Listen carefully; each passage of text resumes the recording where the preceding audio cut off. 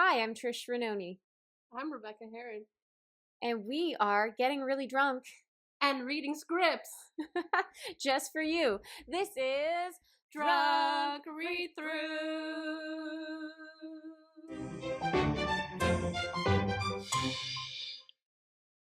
Hello. Hello. It's your hosts of Drunk Read-Throughs. We're back. It's us. We're back again.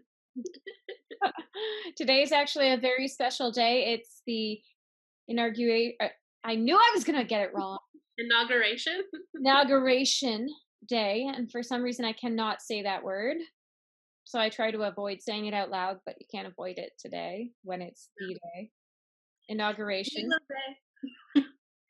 Rebecca is sporting her Chalo hoodie. Yeah. Chalo hoodie in support of the Jennifer Lopez. Yeah. Who sang some awesome words today. America, America. Yeah. Let's hope it's for the better. Yes. And it's special because there's the first female vice president in ever. I know. And first female person in the vice presidency of color ever. Yes. Huge day. Amanda Gorman did a really great poetic speech. Yep. The girl's like 22 years old, said the most eloquent speech we have seen come from America in the last 4 years. So it was a special day. Still is a special day. It's not midnight yet. Yeah. Special time. So in honor of today, I'm drinking some sparkly. Yay. I'm having Michelle Obama rosé, I'm gonna call it, because it looks like her fantastic outfit that she wore. Oh my gosh, that outfit was amazing. Awesome outfit. Yeah. I mean, Kamala had a really awesome outfit too, that color. Yeah, I saw some headlines saying she wore that color for a reason. The purple represented something, but I did not click the article.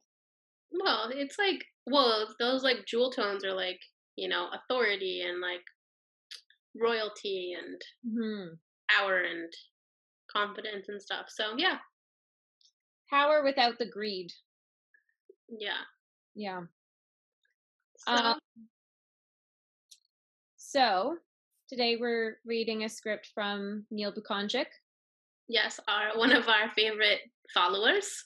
Yep, he might be the only listener. No, I feel like we have a few more than just Neil. I know, we have had a couple people reach out now and say they're listening, so that's very nice. Yeah. So if also some good news is that we will be on Borderline Sue Radio. Yes, we will. So now not only will we be on Sounder.fm, Spotify, iTunes, Google Podcasts, we will also be on our home city's radio station. I say home city because hometown means you're like from here and you moved here. So it's your home city. It is my home city. Whereas Vancouver is your hometown. Yep. Even though that's also a city. But I feel like people refer to their hometown as where they grew up. Yeah. But now you live here, so it's technically your hometown. It's like your home city that you live in, but it's not your hometown because you grew up in Vancouver. Okay. So it's your home city, home base. It's my home base. It's your home. So Borderline Sue is the radio that streams 24/7 online. You can find them on Instagram, stream from there. They have a link, and it plays all artists who like podcasts and music from people who grew up or live in Sault Ste. Marie. Yeah, and surrounding area. And there's a lot of talented people. Like a lot of people grew up here, and even if they moved away, started bands or whatever they started, they're being celebrated on this platform. So we're happy to join it. I was actually just listening. Yeah. So cheers to that. Yay. Cheers to that. Cheers. All right, so we're going to read one of Neil's scripts. We read his script Undone back in season 1, and Neil's been such a big supporter of the show and everything that we're doing at 180 Sisterhood. So we decided to read one of Neil's scripts again. Yep. And if we did. This one is called We've Got a Pill for That. We've got a pill for that. If you have a script, send it in 180sisterhood@gmail.com. All right.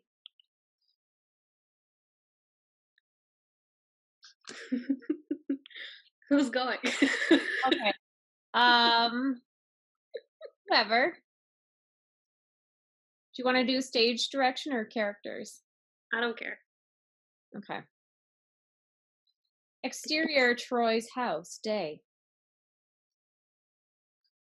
Troy, 36, a man dressed in conservative business attire, steps out of the front door of his modest home. He inserts a key into the dead... I just burped. It was kind of silent, but it made a little hiccuping sound, so I couldn't deny it. No. He inserts a key into the deadbolt lock and turns it. A distinct thunk can be heard as the deadbolt engages. He places the key ring in his coat pocket. Troy turns the doorknob, testing it. The door is locked. He turns and walks away. 5 seconds pass. Troy returns and turns the doorknob, testing it. The door is locked. He turns and walks away. Oh no, I do this. 5 seconds pass. Troy, is this supposed to be about me and you just changed it to Troy? Because that's not too far off my name. Like, there's a similar amount of letters. It starts with a T. I'm on TR. Yeah, TR. 5 seconds pass. Troy again returns and turns the doorknob, testing it. The door is locked. He pauses, he turns, and walks away. 10 seconds pass. Troy hurriedly returns and turns the doorknob, testing it. The door is locked. He turns away from the door and removes a small bottle of hand sanitizer from his pocket. This is you! He squeezes a gel up into his palm and works the gel into his hands as he walks away. Interior Troy's house, living room, night. Troy sits in a comfortable chair in the corner, reading from a tablet computer. The living room style is clean, modern, and minimalist. However, one wall is filled with high-end electronics, a large flat-screen television, and audio-video equipment. The doorbell rings. Ding dong. Troy sets down the tablet and makes his way to the front door. Interior Troy's house, front entrance, night. Troy flips a switch on the wall, turning on the exterior lights. He opens the door. Outside stands Troy's brother, Mark, 31, and his new wife, Susan, 29. Troy. Hey, it's the honeymooners. Welcome back. Troy steps away from the door and allows the two to enter. Exterior Troy's house, night. I certainly wasn't expecting to see you two tonight. Troy closes the door. The exterior light is switched off. It is turned back on. The light is turned off again. It is turned on. Beat. The light is turned off. Interior Troy's house, living room, night. He has OCD. Yes, he does. Mm-hmm. Sometimes you just have to make sure. Like, when it comes to the lights in this house, I turn them off and on a lot, but I'm just trying to figure out which switch is for which light because it's wired all wonky. And I still can't remember, like, because if you turn off the light switch on one side of the room, then the light on the other side of the room now flips on the opposite way, but there's a bunch of lights there and they don't make sense which light they're for. But when it comes to doorknobs and doors being locked, I'm definitely OCD. Anyways, that's just an explanation of my... I will check my phone because I have one of those like digital locks, but other than that, It doesn't ever freak you out that you have a code and people have it? No, actually, I have a code and you have a different code than me. And so I can actually like disarm your code or delete it if I wanted to. but it doesn't. Oh, so if I was a psychopath, you'd be like, disarm code. Yeah, I'd be like, goodbye. Trisha no longer able to access Rebecca's house. Oh, too funny. Yeah. So no, I have the master code to my house, and I give you your own personal one that even when you sign into my house, it says Trisha. So you know a notification on your phone. Yeah. Speaking of psychopaths, did you hear about Army Hammer, the actor? What did he do? I just read the other day that Josh Duhamel is like replacing him in a movie with Chalo, but I didn't know why. So he apparently is into cannibalism. What? I just had to block someone on Instagram because this super funny comedian, she's friends with my girlfriend Mary Alice Farina, who's also a very funny comedian, known for her impressions of character in Meryl Streep's character in Devil Wears Prada. Yeah. So Math, or Mary Alice, is known for that. It went viral a couple months ago, and then and like her other online comedy. And then this girl Nikki Dubes, also who she's friends with in LA, also went viral on TikTok in the last couple of months with her comedy. She went very viral. She went from like 2,000 Instagram followers to 90,000 and has like 4 million TikTok followers. Mm-hmm. So Nikki Dubes posted a really funny video. Yeah. Writing a letter to Arnie Harmer and making like a joke of it, obviously. Being his like potential lover or something, and writing this letter about how he like, I don't know, wants her body parts. And this woman freaked out on her and was like, this is not funny, you know? And I was like, there's comedy and truth, and yes, this is funny. And the lady was like,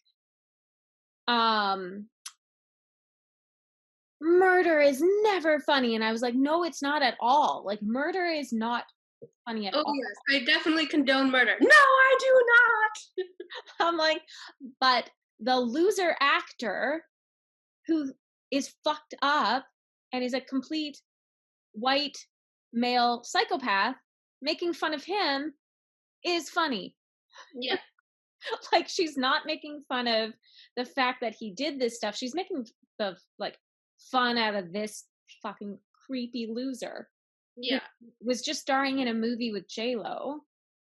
Or he was going to.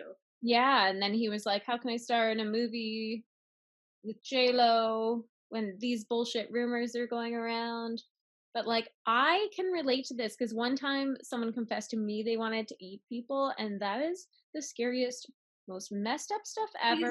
You called somebody about this? Like, there are like psychos living amongst us, and she's making fun of the fact that this like just regular hot actor, super famous actor, is actually creep, which a lot of them are. Yeah, when you get to know them. Yeah. So yeah, Nikki Dubes. Also, though, I have questions now. Is he in like some kind of cannibalism cult? Like, these are all the questions that are going through my mind now. I know. Are they going to come out? He had a phony Instagram apparently, where he would post about this stuff. Just a sicko. Also, guys, if you're gonna do something bad, you should be better at tracking your digital footprint, because hello, there's no hiding anymore in this digital age. No, there really isn't. Like, yeah, I for sure, like, many of the psychopath serial killers in the past went unchecked for many years because we didn't have things like good fingerprint IDing, DNA checking, like social media following and cell phone tracking and triangulate, like all of these things. And all these things are go off and do all these horrible things to people. And now they're able to Google things so people can track their Google history. Yeah. And like, also, maybe if you want to be under the radar and you're a killer, don't go and become an actor. Because, like, you're not under the radar if you're a famous actor. That's probably the last profession. But now I feel like I'm giving advice to. But also, did we not listen to this read the whole like O.J. Simpson debacle and Right. Some famous people are so far up their own a-hole that they don't realize that they could ever fall from their platform. the ivory tower? Ugh. Yeah, that's true, because Trump is a huge psychopath and he was president, so. Yeah. And now he's gone. Take that, sucker. Now he's gone. I just can't imagine him staying gone, though. Like, he's gonna appear on TikTok or something. Well, he's definitely going to look for a new platform for sure. Yeah, he's probably gonna start one. I noticed there is a new platform people are getting. I forget what it's called, but maybe he's secretly the person behind that one. There's like a whole media one. Are you talking about Thriller? What is it? Thriller? The American TikTok? No, I heard of something new today. I saw someone posting their new account, but it's something I heard of. What is it called? I think I know what you're talking about. It's like a networking one. Yeah, I could look it up. What's her name again? Let's see. Where did I see that? I'm not going to remember. I saw it the other day too. There's so many of them now, you know. Too many. All right. Well, as usual, we sidetracked and oh, Clubhouse, is that the one you're talking about? Yes. Yeah. That's the one. Yeah, I don't know. We'll see.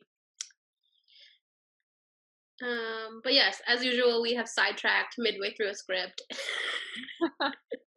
Should we go back to Hey, It's the Honeymooners? Okay, well, the last thing we said was I certainly wasn't expecting to see you two tonight. Troy closes the front door. The exterior light is switched off. It is turned back on. The light is turned off again. It is turned on. Beat, the light is turned off. Interior, Troy's house, living room, night.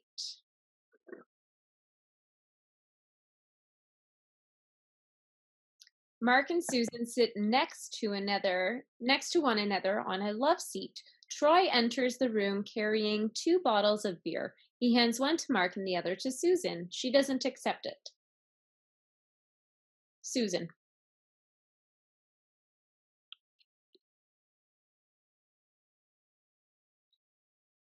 May I have a glass, please? Yeah, of course. Troy takes her bottle and heads into the kitchen. Mark takes a drink from his beer. So how was Mexico? Ugh. Well, it was going wonderfully until day 3, when your brother spent the entire day in the bathroom. He never left the room until the last day of our trip.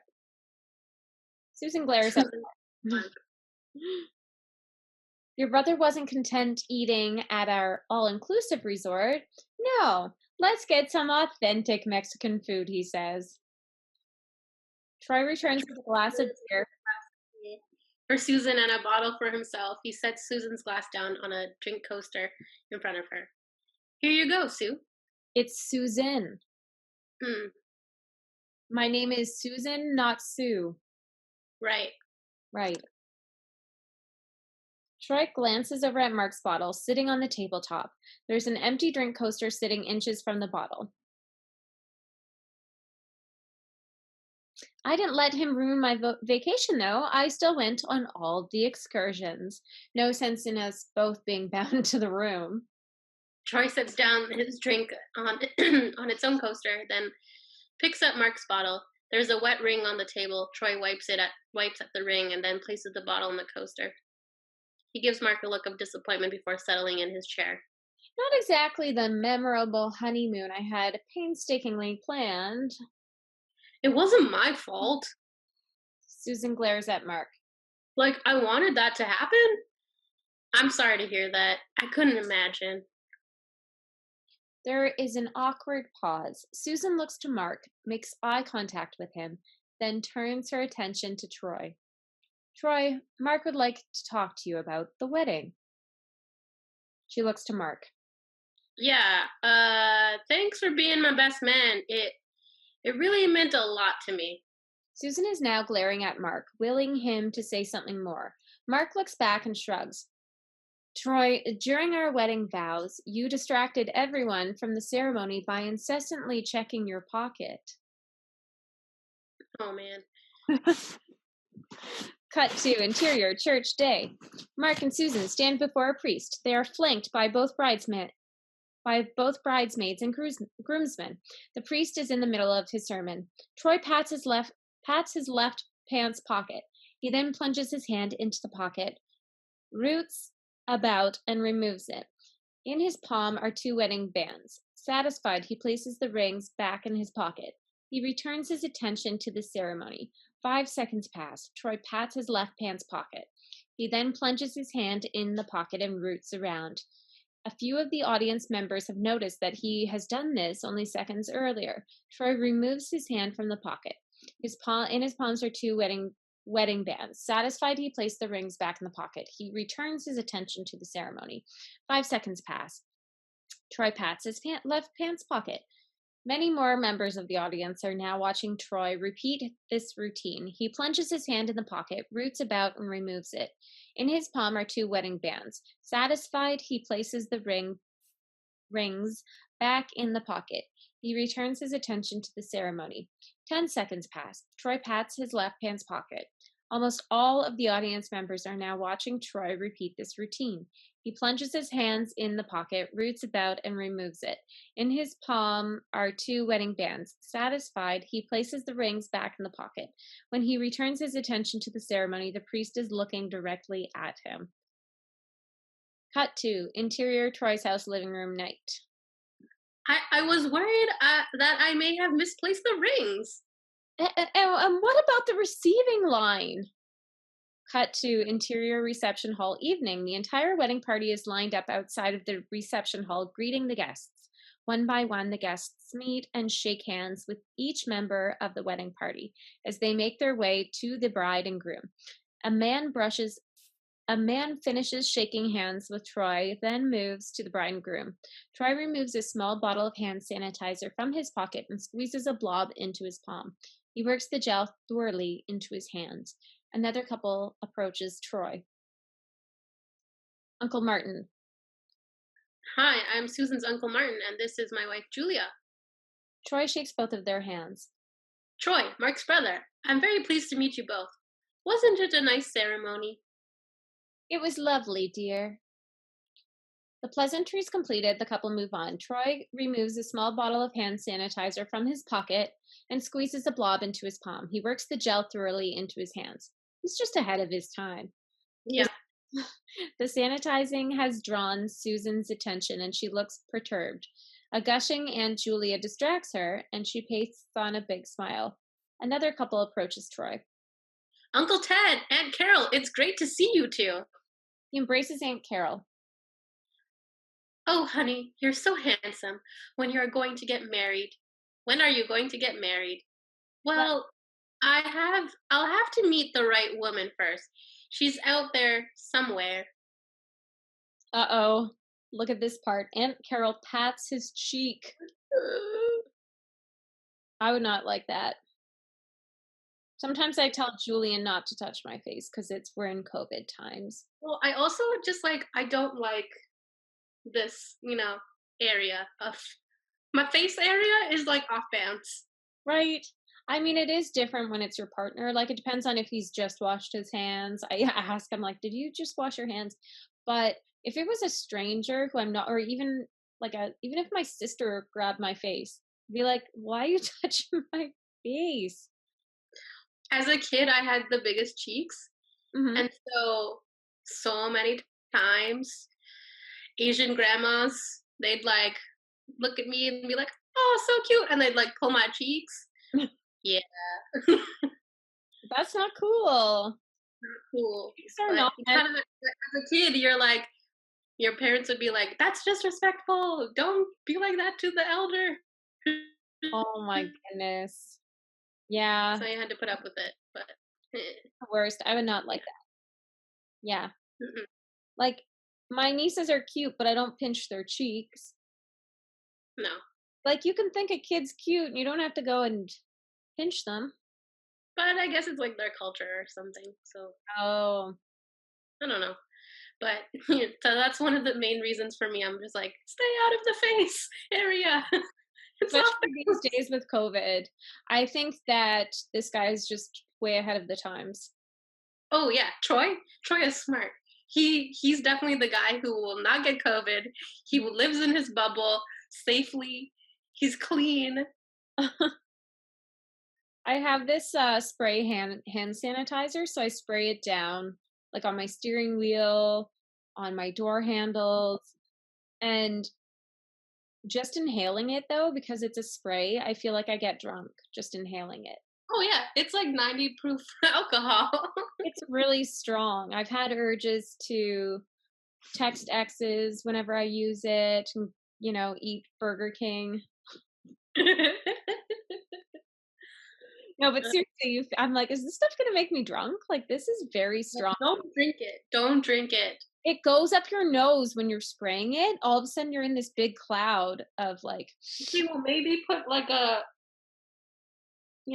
your hand over your arm over your mouth and spray.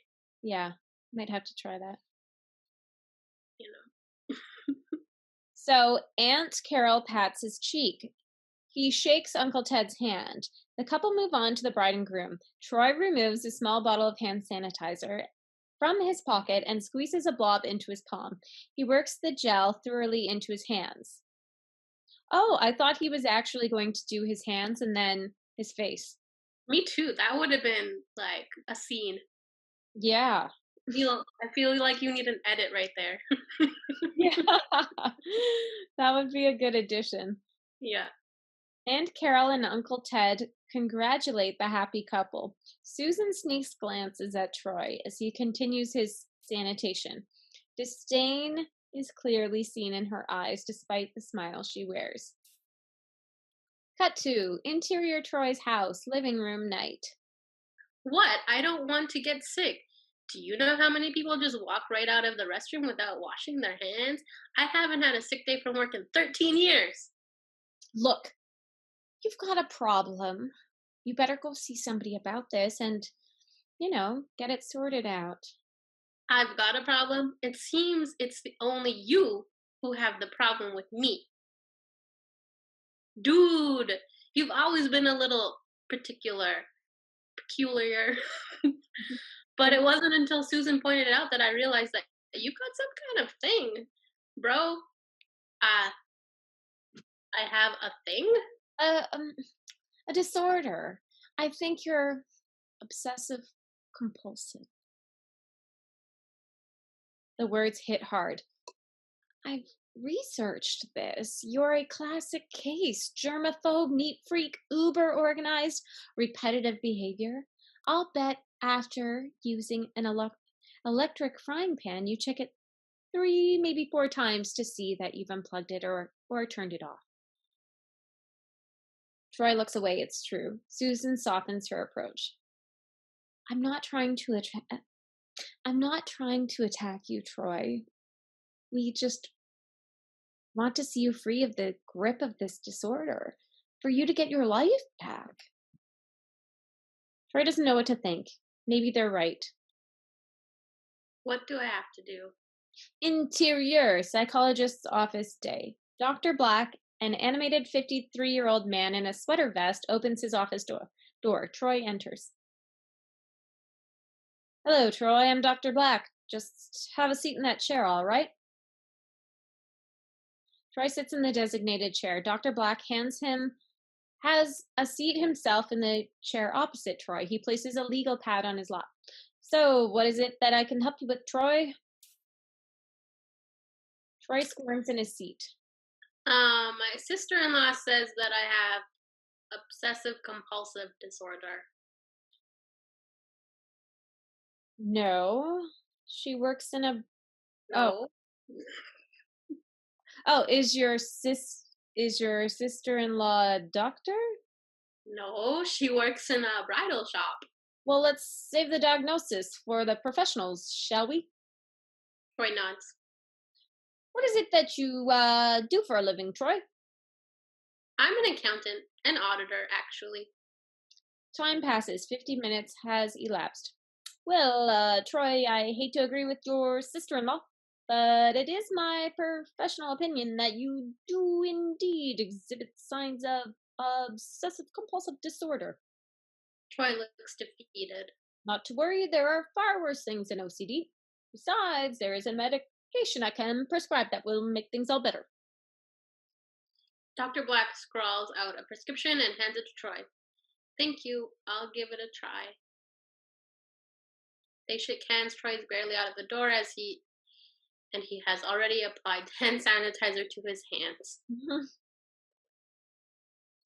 Troy's bedroom night. Troy places a pill in his mouth and washes it back with a glass of water. He sets the glass on the bedside table on a coaster next to the bottle of medication. He climbs into bed and sets his alarm and turns out the light. Interior Troy's front entranceway day. Troy prepares to leave for work. He grabs his briefcase and keys and steps out the door. His bottle of hand sanitizer sits on the living room coffee table. Big mistake, Troy. You should have taken the hand sanitizer with you. It's COVID times. Exterior Troy's house day. Troy inserts a key into the deadbolt lock and turns it. A distinct thunk can be heard as the deadbolt engages. He places the key ring in his coat pocket. Troy turns the doorknob, testing it. The door is locked. He turns and walks away. 5 seconds pass. Troy returns to the door and pauses. He is conflicted. He turns the doorknob, testing it. Then the door is locked. He pauses, turns it away. 5 seconds later, Troy hurriedly returns to the door. He forcibly rattles the doorknob, testing it. The door is locked. He shakes his head, turns, and walks away. Interior Troy's bedroom night. Troy stands before his bedside table. He clears his throat and grimaces each time he swallows. He shakes a pill from the bottle into his palm. He places the pill in his mouth and washes it back with a glass of water. It clearly hurts to swallow. He sets the glass on the bedside table on a coaster. He climbs into bed, sets his alarm, and turns out the light. Troy's front entrance day. Troy prepares to leave for work. He looks like hell. He blows his nose into some tissue and stuffs it into his pocket. The flu has hit him hard. He grabs his briefcase and keys and steps out the door. Exterior Troy's house day. Troy inserts a key into the deadbolt lock and turns it. He places the key ring in his coat pocket, turns and walks away. 5 seconds pass. Troy doesn't return. Exterior Troy's house evening. Troy looks worse than he did in the morning. The flu is kicking the shit out of him. He inserts his key into the deadbolt lock and turns it. There is no distinct thunk to be heard as the deadbolt disengages. He places the key ring in his coat pocket and walks in the door. Interior Troy's house living room evening. Troy walks into the house and into the living room. The place has been ransacked. His entire entertainment system has been stolen. He stands there, stunned, blows his nose. Oh no, Troy! Life is just falling apart. Oh man, that's Susan. She sucks. Yeah, Susan sucks. Interior Troy's bedroom night. Troy stands before his bedside table. He blows his nose and discards the used tissue into a pile of used tissues on the table. He shakes a pill from the bottle into his palm. He places the pill in his mouth and washes it back with a glass of water. He sets the glass on a bedside table beside the coaster. He climbs into bed, sets his alarm, and turns out the light. Oh man, poor Troy. Aww. Troy's house living room day. Troy irons her tie. He still looks rough, satisfied with his ironing job. He ties the tie and checks the knot in the mirror. He slides on his coat, grabs his briefcase and keys, and steps out of the door. The iron is face down on the ironing board, and it's still on. Oh, man. Oh, jeez. My nightmare. I actually left my heated seat on in my car the other night, overnight. It's one of those plug-in ones where you plug it into the power outlet and it uses the battery. And then it's like a slip-on heated seat. So I left it on, and then the next day my Jeep was dead. Oh, shit. Yeah. So being obsessive compulsive, like I can relate to this. When you try to be chill about things being plugged in or doors being locked and you just like let it go, and are loosey-goosey, that's when shit happens. Like, a little bit of obsessive compulsive is good. Yeah. But also, like, now you're gonna leave yourself a sticky note that says, Trisha, turn off the heated seat. I should put a little sticker there with a reminder. Yeah. Yeah. Oh, I had to man. get, my dad sent his friend Steve to boost my car. And he is such a character. He is my dad's right-hand man. He's hilarious. He does anything for him at, like, any time of the night, and my dad has cameras everywhere. So if we were, like, in Florida, he needed something done at 3 in the morning. If he saw something outside of his house with the camera, Steve would get up and go check it out. Steve's on the case. Or if we're in Toronto, Steve's watching the stuff in the zoo. Like, it's just insane to have a friend like that. Wow. Yeah. He's a goofy character. He is pretty funny. I think he wears a tinfoil hat to keep the aliens away. But you know what? Steve is onto something, because now all these government officials are talking about aliens on the news. Oh, yeah, well, that's because Area 51 released all their papers. It's crazy shit, man. Yeah. I've seen 2 UFOs, so I already knew it was real. Yeah. I mean, I've seen weird things, so whatevs. Yeah. Like, whatevs. Anything goes. It's 2021, bitches. I mean, at this point, it really doesn't matter. As long as I'm healthy, I don't care. And I think they're actually concerned that we're the losers. You know how Florida is kind of like the armpit state, and we all look at people from Florida and we're like, oh, Florida man is at it again. He threw an alligator at someone at a drive-through. The aliens look at us like we're all one big Florida. Oh, I'm sure. We are horrible people.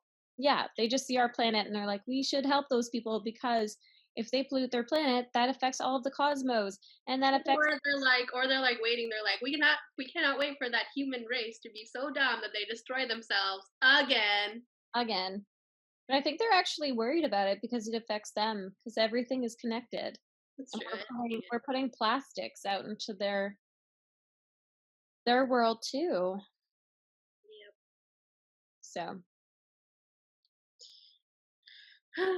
Yep. The end of times. So wait, did I ever tell the bear story on this podcast about the dream I had, and then I woke up and I told you about the dream, and then I actually saw a bear that day in the exact way that it went down in the dream? I don't know if we talked about that, but you need to tell everybody about your river dream. Yeah, so I have these dreams that come true, and they're very real dreams, and I wake up like kind of disturbed by them. So I always tell somebody about the dreams that end up coming true because I'm disturbed by it. So I had one about this bear. I was with Rebecca. My sister was there. We were in a parking lot. I've probably seen a bear, maybe that might have been the only time in my life that I've actually ever seen a bear in person. Maybe one other time. I can't, like, I've heard of people seeing bears, but I think that was the first time I've ever actually seen one. And I had the dream about it the night before. And it went down the exact same. And I had told people about this. So I had people who heard about the dream like you, and then you were there for it to go down. Yeah. Which I will say was pretty crazy. We were testing Trisha's new Jeep. Like, we went out for a ride, and then we went to her sister's work to show her the Jeep because she saw the listing. And then all of a sudden, there's like this baby bear that just comes walking by, and we were like, what the hell? And my dream I told you guys about was, we were sitting inside a car, and my sister was outside of the car in a parking lot, and then this little baby bear runs by her. Yeah, and that's what happened. There was a thing. We were in the Jeep, and your sister was outside talking to us, and then this baby bear runs by, and we just like freaked out. And we were like, get in the Jeep! Get in the Jeep! What the hell? This is crazy! And then your sister was like, just looked at us like we were crazy and shook her head and left. But I had texted her as soon as I woke up that day, and I was like, hey, so I had this weird dream that, like, I was in a car with Rebecca, and you were for some reason standing outside of the car in a parking lot, and this little baby bear ran by you. and you just kept standing there. And I'm like, but where there's a baby, there's always a mama. So I just wanted to warn you. I don't know why I had this dream. Like, maybe you'll come across a bear today. And then later that day, that sister sends me, she knew I was looking for a Jeep, and she's like, oh, hey, I saw a Jeep on the street for sale. So then we called that, Rebecca and I called them because we were working together. So then we called them and living together at that time. And they said, yeah, come by and look at it. And then when we were driving, I was like, I think my sister works on this street. We should go visit her, since she was the one who suggested that Jeep. And then I didn't think about the bear until she's standing outside in the parking lot. We're sitting in the car, and then this little bear runs out. And I'm like in her work parking lot. Yeah. And like where you would not expect the bear to be at all. Like, first of all, I've never seen a baby bear like that in person. I never go to my sister's work ever. It just happened to line up that I was like, oh, hey, I think her work's down that way. Let's go show her the Jeep. So last week I woke up like on Friday, super disturbed because I had a dream that I was driving with some guy and I ended up in a river. Yeah. And then my brother-in-law was like, oh, we're going off-roading. And I'm like, okay, I'll go off-roading with you. Because I'm like, that sounds better than doing work. Because I normally do like office work for them, which I'm doing from home right now. But I was like, yeah, I don't feel like working right now. I'm going to go off-roading. Yeah. So we go off-roading with 2 Jeeps, like his friend and us. And I'm like talking about my dream. I'm like, oh, I hope there's no rivers around here. I just had a dream the other day. It's just coming back to me now. And I woke up and told Julian about it because I was super disturbed by it. I'm like, I had a dream. I was with a guy and we drove into a river.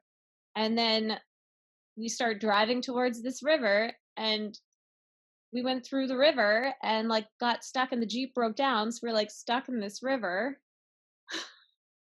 And then had to leave the Jeep there.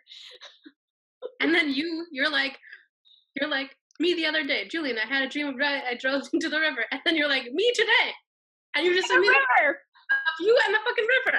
And I'm like, when would I ever go off-roading? Like, I have a Jeep personally, but I don't have the mud tires on it. I've never taken it off-roading. I just got it a few months ago. I had a Jeep years ago, and I went off-roading. Like, one time I went in a Jeep parade, and we kind of did like slight off-roading. We just went like out into the country. Yeah. I'm like not an off-road girl. And all of a sudden, I'm like, well, off-roading sounds more fun today than the same old mundane, boring, like lockdown life. Like, yeah, I'll go off-roading. And that's what happened. So you actually drove into a river. So we ended up in the river, and I did an Instagram story. I was like, now I'm understanding. Like, I did it from the river. I was like, now I understand why I dreamt about being in a river in a car. It's on my Instagram at TrishRainoni1 if you want to check out my history of my stories. But I think I'm going to be more vocal about these psychic dreams because I've been having them since I was in grade 8. And like ever since I hit puberty, I've had these dreams, and I don't always tell people about them. But then when I do, they're like, holy crap, that came true. And I'm like, yeah. So now what I'm doing is I'm writing them down. I was doing like a gratitude journal in the morning. Now I'm doing a dream journal instead when I have my coffee. And I have a record of all my dreams that stood out. So when shit happens, the other night I dreamt that an influencer had passed away hiking, and I had seen a story that she was missing. But then like one night I had this crystal clear dream that they had found her dead and that they notified her boyfriend, and I was like dreaming about it. And then I checked the news the next day and they had found her dead. Crazy. So I'm like, I'm writing these dreams down and I'm being more vocal about this because this is happening for a reason. Next podcast, Trisha's psychic dreams. Yeah. And we'll have a psychic podcast. Yeah. Yeah. It's crazy. I'll go back to reading tarot cards and you'll be dreaming. Yes. So if anyone if anyone does something like that, come on as a guest. If there's any tarot card readers, or we could just do an episode where it's like a psychic episode. Or if you have any weird psychic dream stories, email them to us and we'll read them on one of the upcoming episodes. Yeah. I can't be alone. I'm sure this is a common thing lots of people have. Oh, totally. I mean, there's so many different variations of. Yeah. Some people have really strong deja vus. So even if you don't dream it while they're sleeping, they see things before it happens, and then when it's happening, they're like, "I've seen this before." I get deja vus, like, but mine are usually in dreams. Like, I'll dream like deja vu like crazy. It's very weird. Yeah, I feel like there's something. I feel like it's all connected to, like, we're brought up to believe that there's just life and there's death, but I feel like there's so much more going on that we're meant to be in tune with, but we're taught not to be in tune with it when we're kids. So some of us kind of lose it. Yeah, Like, totally. lose those abilities. Because I think kids are born psychic. Like, a lot of kids say some weird things about like death or past lives and stuff. And you're like, how do you know this? Yeah. Like, my niece Clarissa, my sister sent me a video last year. Not last year, and at the end of 2019, sent me a video where Clarissa was going on about all of the people canceling all of the holidays. Like, there'll be no Easter time, there'll be no Christmas time, and all the people are gonna die, and I don't want that. Yeah. And she's like, she was going on about something about the weather changing, and like all the like, and Christmas will be canceled and the Easter bunny will be canceled, and I don't Don't want. say the Easter Bunny. We now have to have that crap. And she said, and all the people will die. And I was so freaked out at the time. I remember forwarding that video to like 3 of my closest friends, being like, what the heck is this? And then she started talking about my dead Grandma Sutherland, who, she was a baby when Grandma Sutherland died. That would have been her great grandmother. And she started talking about Grandma and how she missed her and all this stuff. So my sister only caught like maybe 2 minutes of it on camera. And then I sent that to some of my friends, and I'm like, whoa, check this out. And then a couple months later, we all found out that everything was shutting down due to COVID. Like 3 months later. So I don't know. Kids are in tune, and they know things, and I think we're born kind of psychic or with that ability, and then we just forget about it as we get older. Yeah, well, I think it's also like, you know, how a lot of kids have their imaginary friends. I think it's somewhat similar to that too, right? Yeah, who knows? Maybe it's ghosts. Yeah. Did you have an imaginary friend? No, but I wanted one.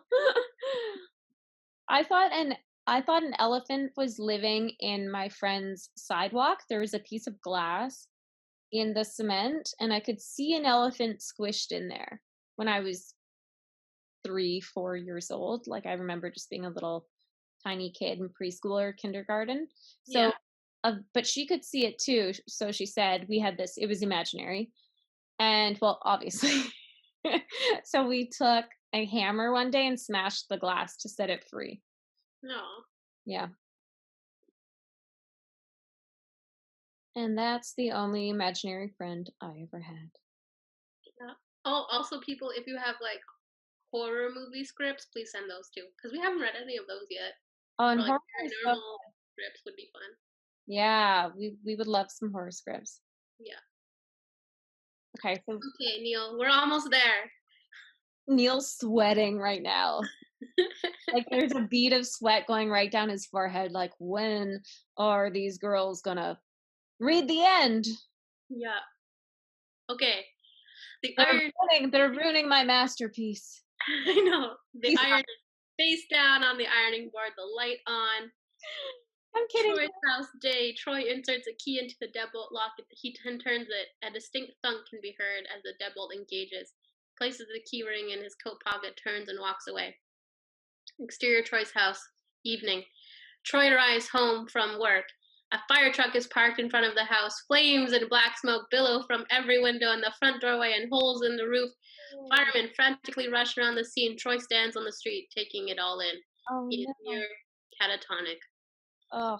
Oh, man, poor Troy, man. Yeah, poor guy.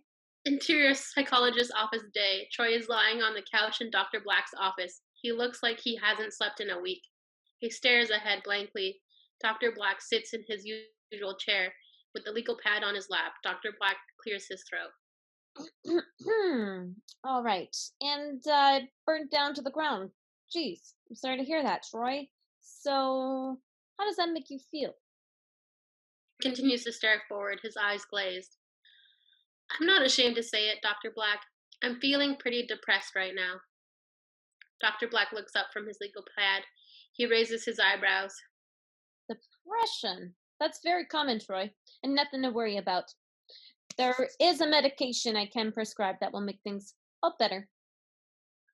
The statement resonates with Troy. He heard it before. His eyes grow wide and he turns his head, looking straight into the camera. Yeah. Like, oh no, do not fix me. Because not again, not again. It leads to way worse problems. Yeah, no kidding. Also, Susan, what the heck? Yeah, she's not very nice. She's like getting mad at her husband because he got diarrhea. And she's getting mad at her brother-in-law because he likes to sanitize his hands. And didn't want to lose her ring. Right, like, I'm sorry, Susan, but yes, oftentimes going down to Mexico, sometimes people get sick. It happens. It happens. That's why you get shots before you go, but some people don't want to get the shots. Like me. Or don't want to pay for the shots, or just want to chance it. Yeah, but also, you don't know how you're going to react sometimes. No. Oh man, I took malaria stuff one time before I went away, and it was the weirdest. Talk about weird dreams. Oh, that was the scariest medication. Yeah. I mean, you know me, I don't like to do that stuff. Look what happened to me this summer. I had to go and take a tetanus shot. Did I want to? No. Yeah, you went like 2 days after the nail went through your foot. Yeah, but you also went to the hospital like 2 days. You didn't even go to the hospital about your finger. Yeah, I went months later. And it's still mangled. It's huge. My poor little pinky used to be so dainty, and now it's crooked and huge. Yeah, honestly, I feel like now it needs to be rebroken if you want to fix it back. They say it's not broken, but I don't know what kind that looks like broken, and then it fractured, and then it did it wrong, and is now like the calcium's like not broken anymore, but it was. Yeah, it's rock hard there. There's no way that thing's going back to normal. No. That is bent out of shape. And you can see it because you can look at the two different. Yeah. You are no longer a hand model on that side of your. Oh, so much for those hand gigs. Yeah. Hand jobs. No, not the hand jobs. Hand modeling. Hand modeling jobs. I've always had old looking hands. I never booked any hand things anyway. My nails are always not. My nails are too small, and my kid's hand look like children's hands. So I've only ever had hand doubled like kids. Oh, I did hand double. Yeah, you did on that on Miss America. That's what I think. If you can find Trisha's hands in that TV series. Yes, if you can find my hands. I was handwriting with a pen, writing some notes in the series. Mrs. America is either Kate Blanchett's hands or Rose Byrne's or Sarah Paulson's. That's as close to those ladies as I can get, acting wise, for now, is with my hands. And the night before I was laying in bed, I couldn't sleep. You have to get up super early to go to set, like 5 a.m., 4:30, something ridiculous, to get ready. So I couldn't sleep. I was a little anxious. So I got up and I thought an avocado will be a perfect snack to put me to sleep. I grabbed the biggest butcher's knife possible, chopped the avocado and the huge butcher's knife went right into my hand. And then I had to go to set for that hand modeling gig. I had my own trailer. Like, that's how. You had a trailer for your hand?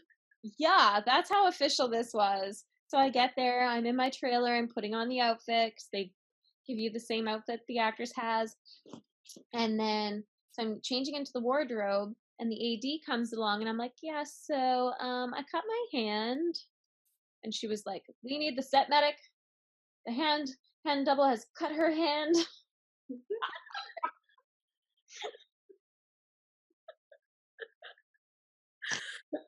Amazing. Amazing.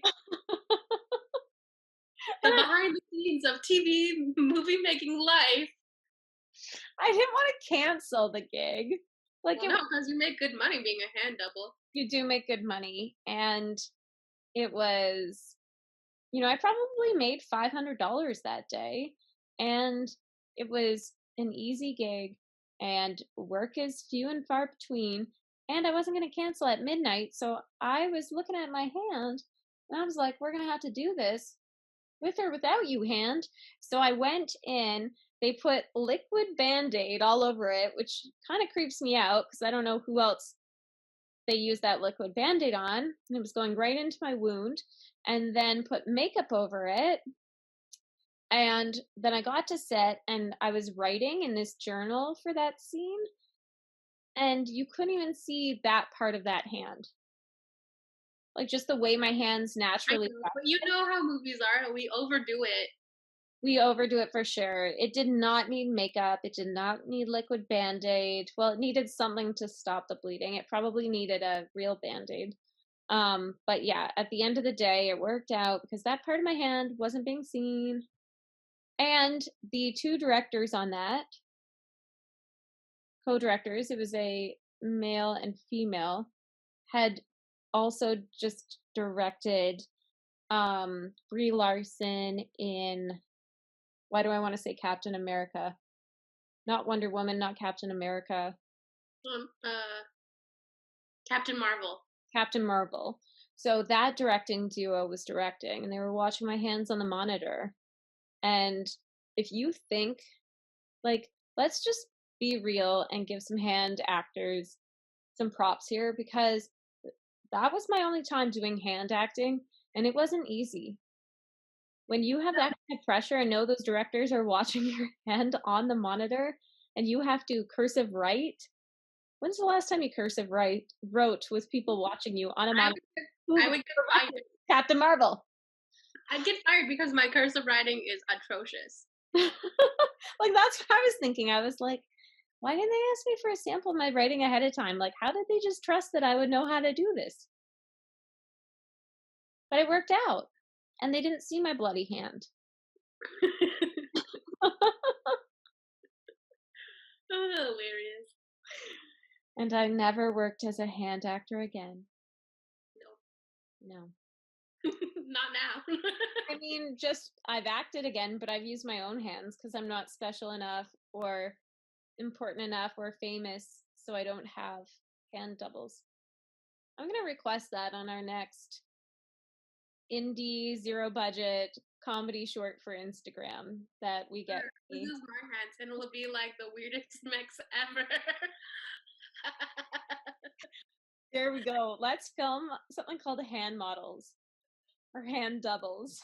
Okay, when we get out of quarantine, we'll do it. We're going to do a comedy short called The Hand Job, and you cannot steal that idea, listeners, because it's ours. Yeah. And we're going to reenact the day in the life of a hand. A hand. And it's just going to be hands. Like, think of Thing from Addams Family. What would possess me to eat an avocado with a butcher knife the night before a hand gig? You were not thinking. That's what possessed you. Also, I will attest to this. We are both klutzy. Yeah, we are. You know. Yeah. Like, in the last few days, I don't know what's been in the air, but I literally will drop, like, pretty much everything. I think it's Mercury in retrograde. Again? Probably. It's a good excuse. I don't know. I think there's definitely something up. Yesterday, something was weird yesterday in the air. Yeah. Well, I mean, right now we have a blizzard, so hey. Woo, snow! Skating rinks are open again. I haven't gone skating in so long. I tried to go last weekend, all the rinks were melted. Oh yeah, it was sunny and warm. My family had the idea of meeting for a skating day because those things are still allowed. You can meet people outside. So we drove around to 2 different skating rinks in town before we all clued in that none of the rinks are going to be open because there's no snow and it was sunny and warm.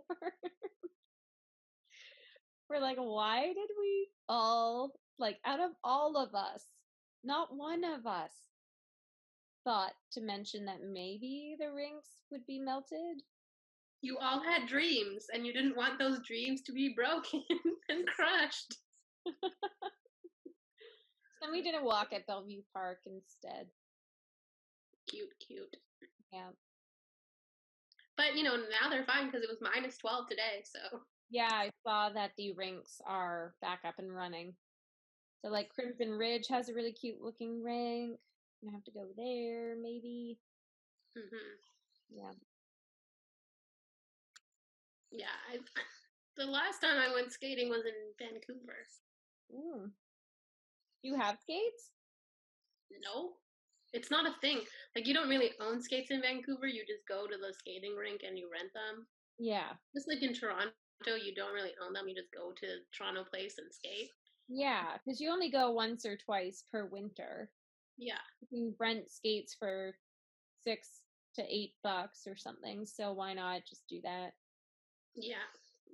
But you plus can't. I'm like ancient, and you know I don't do it enough. So now I'm like, I suck at it. You know, it's like roller skating. I haven't done it since I was a child, so I'm sure it'll fall on my face. Yeah, it's not like riding a bike. It's not the exact same sort of, you have it forever. No. Well, you also like, it's your balance, and then you like, as an adult, you like overthink things, and then that makes you like very like overly cautious, and then it's too cautious, so then you become klutzy, and then you fall, and it's just like, it's hard to not get out of your head. Yep. Yeah. That seems to be the theme for adults in everything we do. Yeah. Just getting out of the head. So, yep. But there's apparently a pill for everything, so maybe there's a pill for that too. Maybe there is a pill for. There is a pill for that. Notice how I brought it back to the movie? That was a really good callback. Good comedy chops. Hosting chops. All the chops. I'm learning. What? He said, I'm learning, guys. So, a friend of mine who works in film is looking for a realistic polar bear head. I only know of ones that are in Nunavut. Sorry. It can be anywhere. It could be anywhere, but you will need to ship the final product to the Yukon. Oh, wait. Why can't he find one in the Yukon? I don't know. I'm sure he could find someone in the Yukon must have one. Oh, someone posted a taxidermist in the Yukon. Yeah. That's a recommendation. Wow, the things people need for films. I actually saw a really cute video. Plus, also, he should talk to someone in Vancouver because they Arctic Air, the TV show, which was fake Northwest Territories, definitely had polar bear stuff. Because they even had a real live polar bear on set one day. So. Oh. Yeah.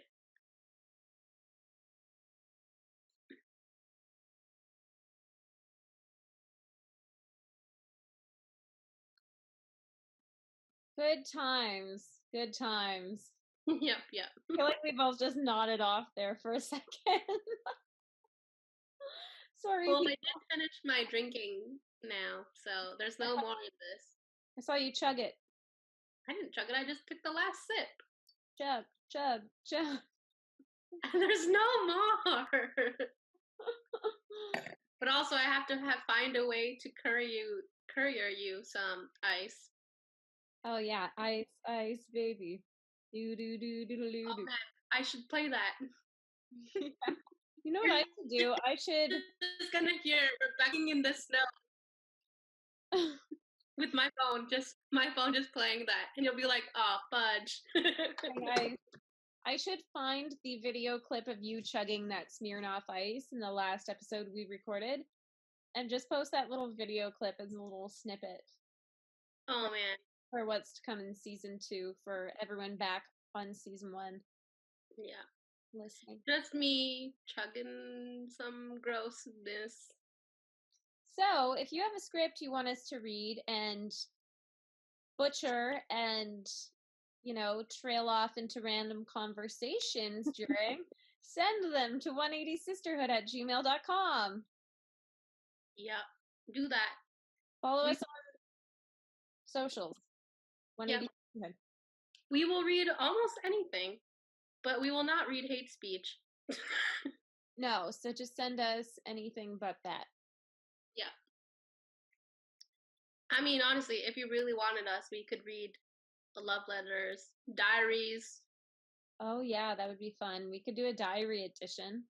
I mean, we have no problem doing that. As long as, you give us, the okay to do so. And it's not going to embarrass somebody that's going to come back at you. But that's your own problem, honestly. Yeah, because as soon as you email it over to us, you've given your consent. It's in our hands now. Yeah. But seriously, send us more content because we love it. We love doing this. Yeah, and the show is actually called Drunk Read-Thrus. It's not called Drunk Script Read-Thrus. So that's right. It could be anything. It could be anything. It could be a poem. It could be, I don't know, your random thoughts for last week, or I don't know. Yeah. Mm-hmm. But, I mean, we like scripts because, that's the world we live in. But, I don't mind reading your journal entry from 1994 when you had a crush on Bobby so-and-so. That would be awesome. Actually, I have a bag of high school letters. So for the next episode, or the next time it's just Rebecca and I, so I don't annoy our guests who we've already set up and think that they're coming on to read scripts. But at some point this season, I will actually read a couple of letters from high school. Let's do it. Let's do it. Yeah. So there's that. We will embarrass Trish. Oh no, I haven't read those letters in years. I'm scared. And you can't read them ahead of time. Ahead, I'll just randomly pick 2 out of the bag and read them on air. Yeah. Okay. I vow that I will not read them ahead, but I won't read any last names, or maybe I'll just change the first name if it's an obvious name. Yeah. I'll just leave last names out. Yeah. Yeah. Which most of those people by now have different last names anyway because they're married. It's true. Yeah. Late bloomer over here. Whatever. But they're also on their second marriages. So. It happens when everybody in the Sioux is on their second marriage, or they've been divorced once or twice. Yeah. It's just a thing up here because people get married young, and then by the time they're actually finding themselves in their 30s, they're like, whoa, I did not marry the right person. Yep. Or there's cheating or abuse or who knows, scandal. Who knows? Or they're sick of each other, or they have a bunch of kids and they got married to the wrong person, or I don't know. People break up for all reasons. So many reasons. That's why I'm single. Cheating. So many reasons that they break up in the city. Cheating. Drugs. No, I'm just kidding. But also those things do happen. But also, I never want to see people break up if they actually are in love, so. Yeah. I know. Isn't it sad when you see a couple that you really believed? Like, a lot of them, I'm like, no surprise. Good. Glad they broke up. Now everyone can be peaceful. Moving on. Go find somebody else. You two were a wreck. Yeah. But when you see a couple that you actually thought were really good together and they break up, it's actually very sad. It is. very sad. But also, relationships are hard, and it's not an easy thing. They are very hard. You got to put work into it. Any kind of relationship. Yeah. Like, even friendships. Like, we were, like, yeah, we get along great, but we've also, had a few moments. Yeah, because we had to live together. Once you live with someone, like, that's why couples fight, because they're living together. It's not natural to be around one person 24 hours a day. I don't think that's healthy. I think, yeah, like you and Julian, I'm sure, have had some tiffs. Oh, yeah. He's just like a happy baby all the time. He's always smiling. But I'm like, why do you want more kisses? I already gave you kisses today. Like, what is wrong with you, you weirdo? Or he just does quirky things, and sometimes they just irritate me because we've been together all day long. Like, yeah. Why? I think for me, the biggest thing is when people eat, the sounds they make.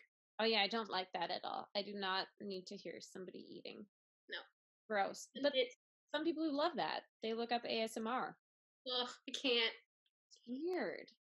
I'm like, I've definitely, in lockdown, you definitely hear people poop, eat, and everything in between.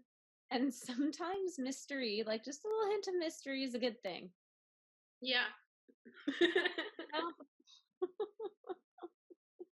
I know. I was like, I have someone who might move into my place, and my brother was like, oh, but then, like, we're gonna be out of our comfort zones. Like, we're brother and sister, so like we've grown up together, so it doesn't even matter. Like, yeah. He's like, and I was like, yeah, I know. If someone moves in, I have to wear a bra now.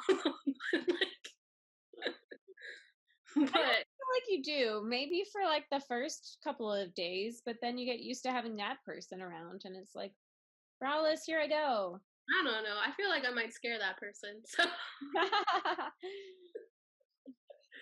I get that feeling. I did put on a bra last night halfway through our TikTok live.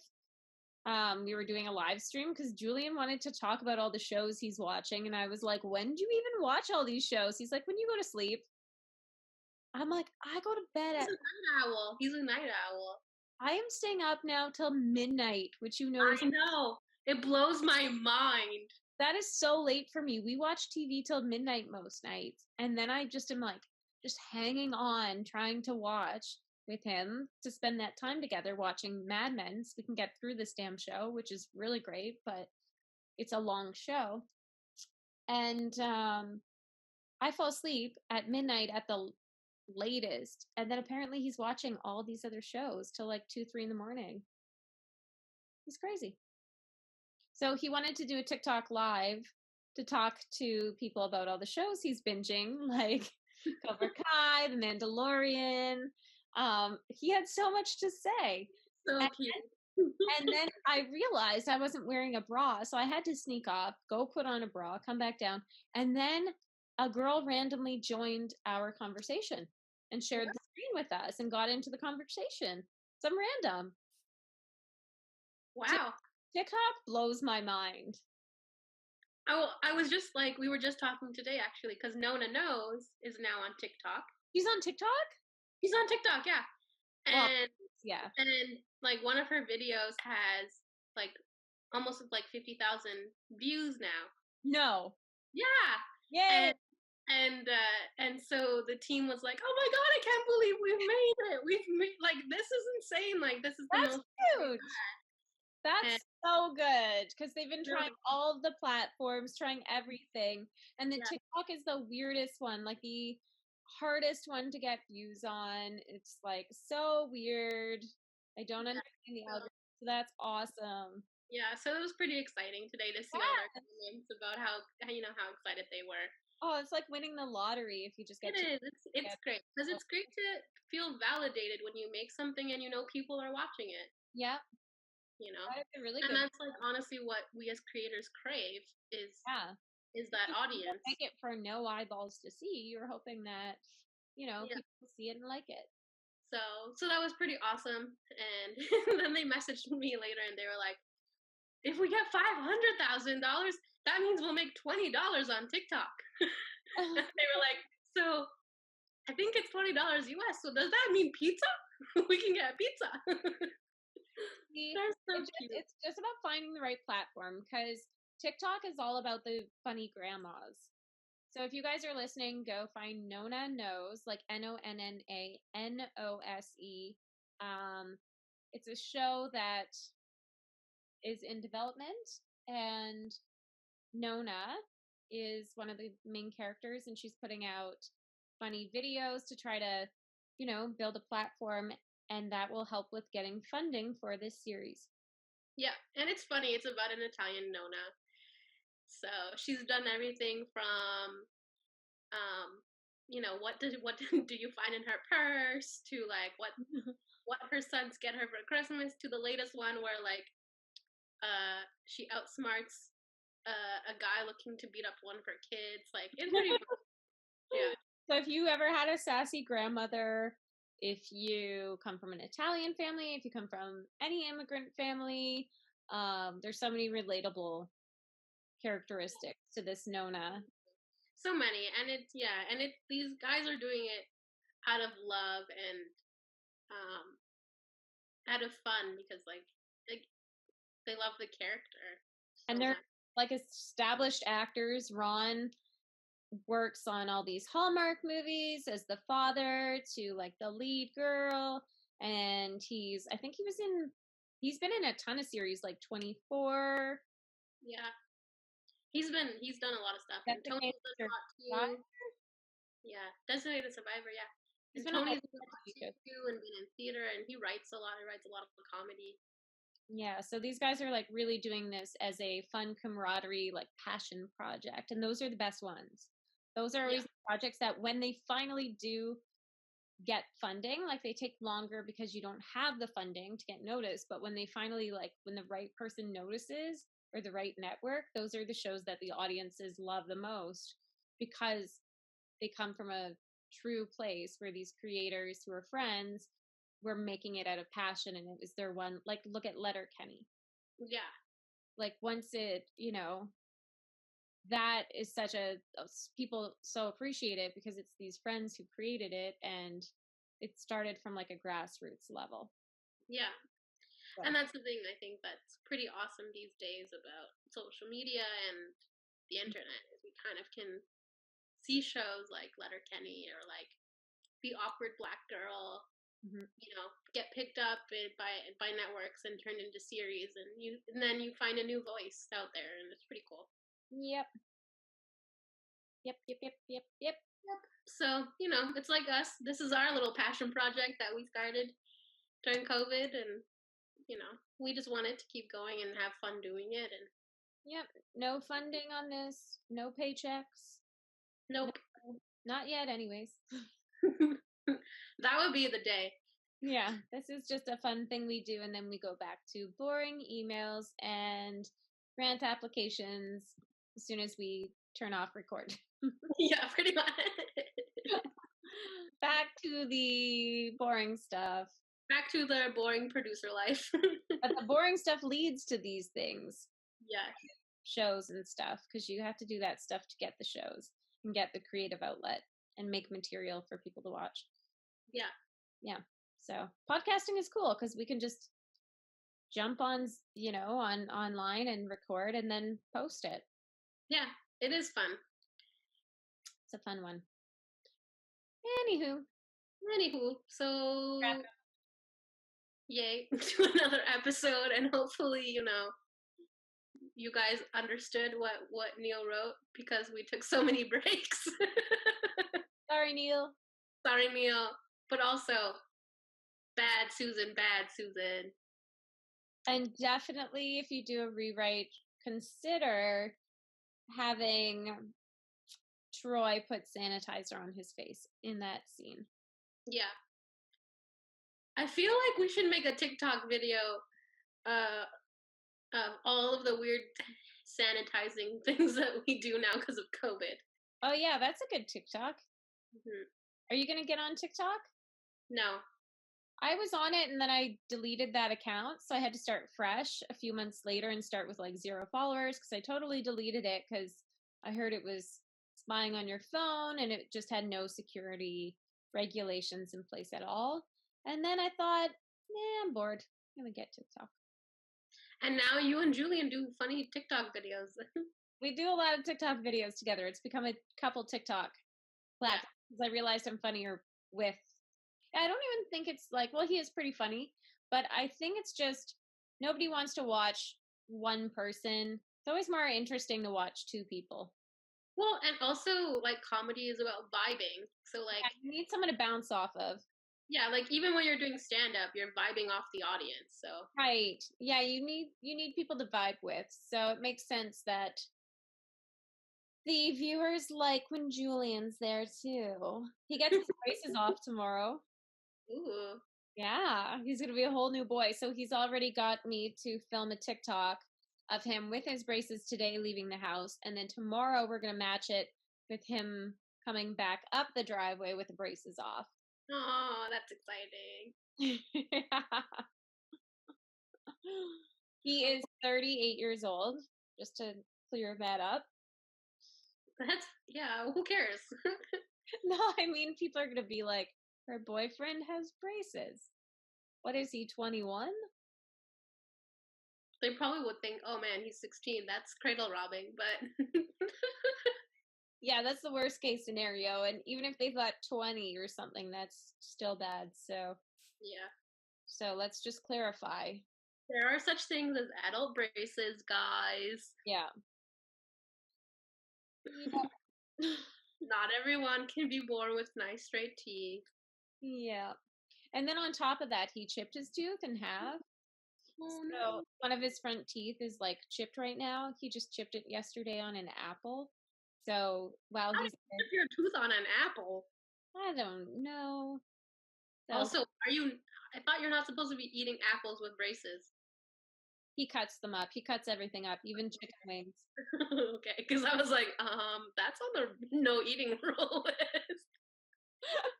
We definitely haven't had any popcorn in this house, and that's something that I do not like because I love popcorn, but now you can have it. Yeah, except I hear that popcorn breaks a lot of teeth, and I've had some close calls, so maybe it's for the best. But it's so yummy. It's so good. I love popcorn. That's all we ate. We ate popcorn, chips, and club soda when we lived together, pretty much, and avocados. So good. I haven't been buying avocados lately. Well, they're out of season, so.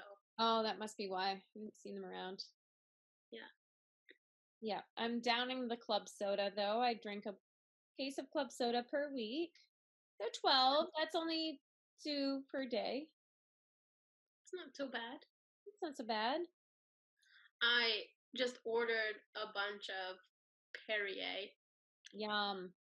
So that's what I'm going to be doing in the rest of this COVID lockdown. Blah. Bubble water is just so much better than regular water. It's just so much better. Feels so fancy. Yeah. Fizzy. Frizzante. Yeah. Get the frizzante.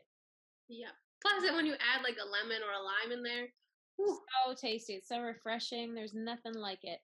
It makes me feel like there's hope for summer again. Yeah. Summer is just around the bend. Yeah. Summer will happen. But we'll be filming probably nonstop and enjoy it. Because that's our busy season. But that's a good thing. Yeah, exactly. We might end up in a lake or two while we're filming. If the movie calls for it. That's happened once or twice. You have to rescue the director. Good times. The stories we have after every film. Oh, yeah. It's always a miracle that any film is completed, and a lot of shenanigans end up going down. Mm-hmm. Obstacles are faced. Yeah, and I guess this time next year we'll be shooting in my house. Oh, yeah. Mm-hmm. Good times. Good times. All right. Thanks to everyone for tuning in. That's another episode of Drunk Read-Thrus. Drunk Read-Thrus. And be sure to check out Borderline Sue and see if we're on there. And Spotify, iTunes, Sounder FM, Google Podcasts, or Patreon. Or you can help us out on the Patreons and get maybe buy us a drink. Yeah, get the behind the scenes video footage. Or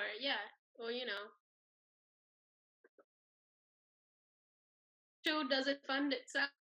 Yeah, this show doesn't fund. What do you think is paying for all these drinks? Okay, bye. Okay, bye. You're listening to Drunk Read-Thrus. Drunk Read-Thrus. Drunk Read-Thrus. Okay, bye.